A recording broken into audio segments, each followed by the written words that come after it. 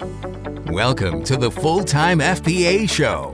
In each episode, it's our goal to help you turn part-time hours into a full-time income selling almost anything on Amazon. And now, your hosts of the show, Stephen and Rebecca Smotherman. Welcome to episode number 316 of the Full-Time FBA Show. Today, we're having a Q4 reality check, and we're asking this question: are you building profit or just staying busy during Q4? And to join us today is my favorite person to build profit with, my wife, Rebecca. What's up? I am looking forward to getting into this topic. I'm always good to have a nice reality check, and I think this time of year is a good time to do it as we're winding down the year, but we've also still got half of Q4, over half, 2/3 really, of Q4 left, and it's a good time to check in and see how things are going. Well, let's get into it on today's episode of the Full-Time FBA Show. Before we get too far into the episode, I want to make sure you're signed up for the Full-Time FBA newsletter. This is the best place to stay in touch with us and get all the news that Stephen and I put together from the Amazon world. You can sign up at fulltimefba.com/subscribe, and we'll send out at least one email a week with the latest in Amazon trainings, articles, videos, all the good stuff that we know will help you get daily sales in your Amazon business and grow to a full-time income. Again, that link to sign up is fulltimefba.com/subscribe.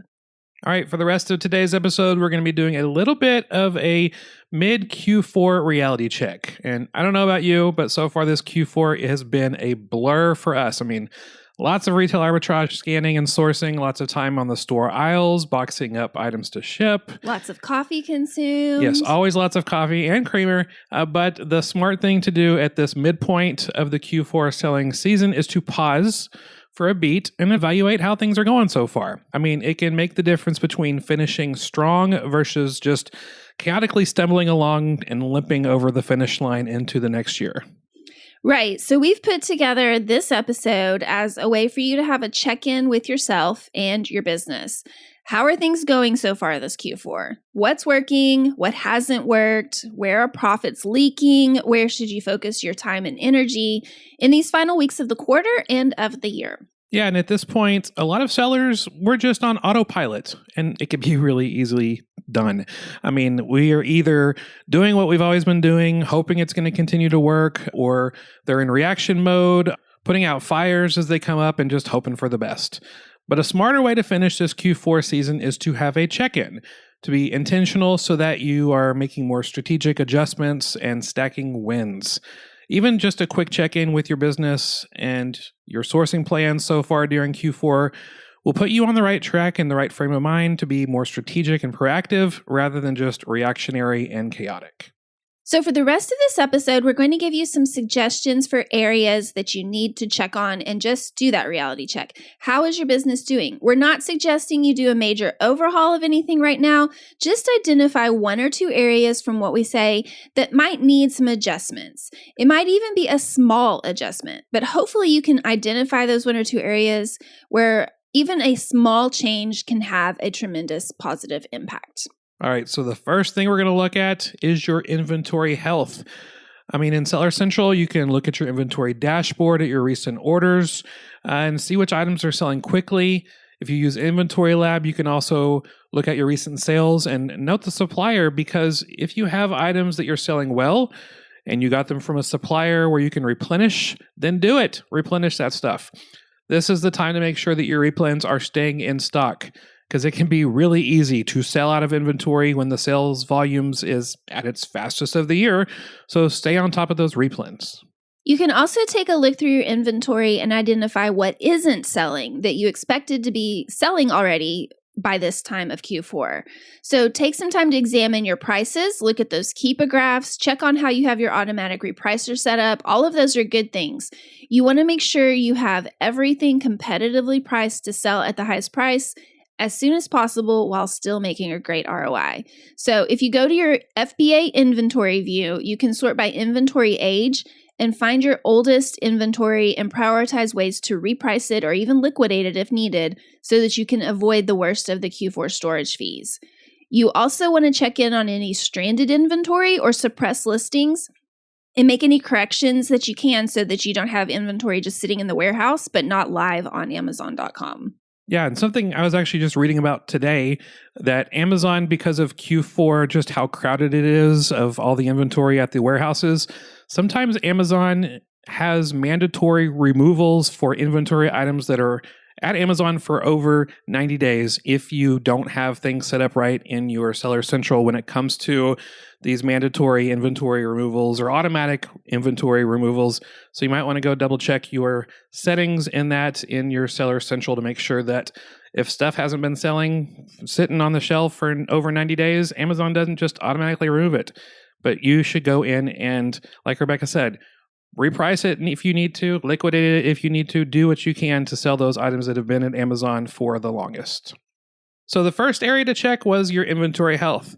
The next thing you need to look at is your capital and your cash flow. What are your disbursements looking like right now? I mean, how are you allocating your available capital? Are you making strategic choices about how you're going to prioritize your sourcing budget as we head into the final weeks of the year? I mean, we're getting into the peak selling weeks of Q4.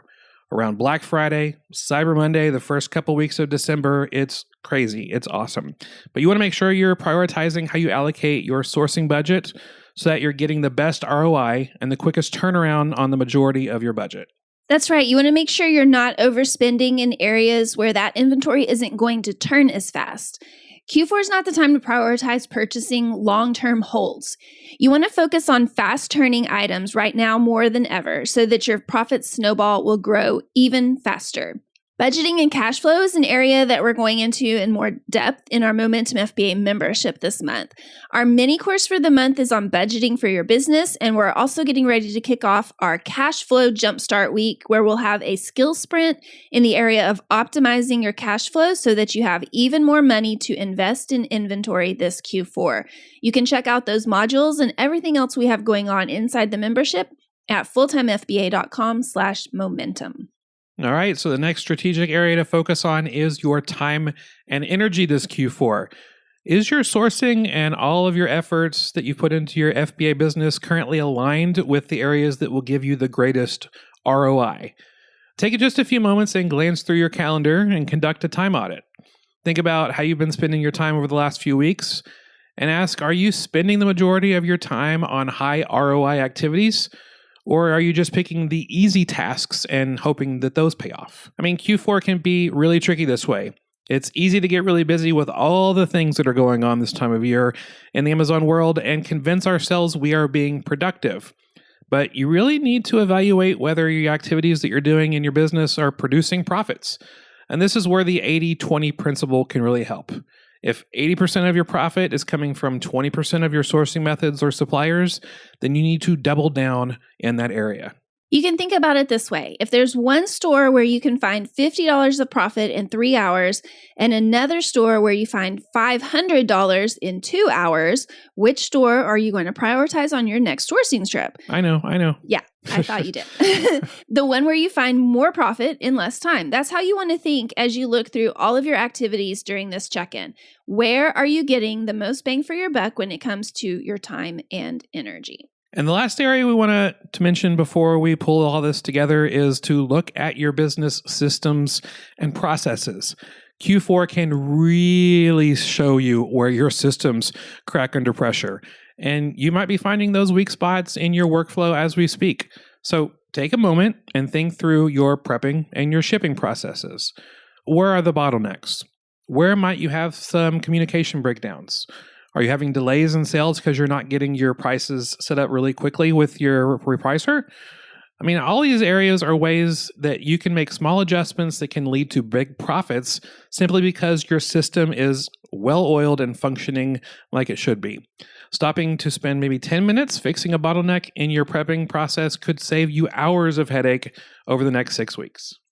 Okay, let me sum up those 4 areas and pull this all together. The first area where you need to do a mid-Q4 check-in is your inventory health. Next, we have your capital and cash flow, then your time and energy, and finally, your systems. Now, pick 1 or 2 of those areas to flesh out the ways that you can improve over the next few weeks and make that a priority. Now, please hear me say that we're talking about small adjustments here, not a major overhaul. I'm not giving you a 57-point checklist to work on right now. I'm saying pick one or two of the things we mentioned, make some adjustments, and then double down where you need to and see how those small intentional changes can compound and lead to massive improvements throughout the rest of Q4. That's right. This is the busiest time of the year for Amazon sellers, so you don't need to try to start any big new project or make any massive changes. Small and simple is all we're talking about right now. I know that you have what it takes to finish this Q4 and finish this year strong, and we are here for you at Full-Time FBA. We're in your corner, cheering you on, and we want to make sure that you are signed up for the newsletter if you're not already, fulltimefba.com/subscribe, and you can get all the latest training and news that you need to get solid daily sales in your Amazon business and build your business to a full-time income. Thank you so much for joining us for this episode of the Full-Time FBA Show. As a reminder, you can find the links that we mentioned in this episode along with the show notes at fulltimefba.com/316 because this is episode number 316. And next week on the show, we're going to be discussing the pillars of a profitable Amazon business. So we'll see you next week on the Full-Time FBA Show. That's all for this episode of the Full-Time FBA Show.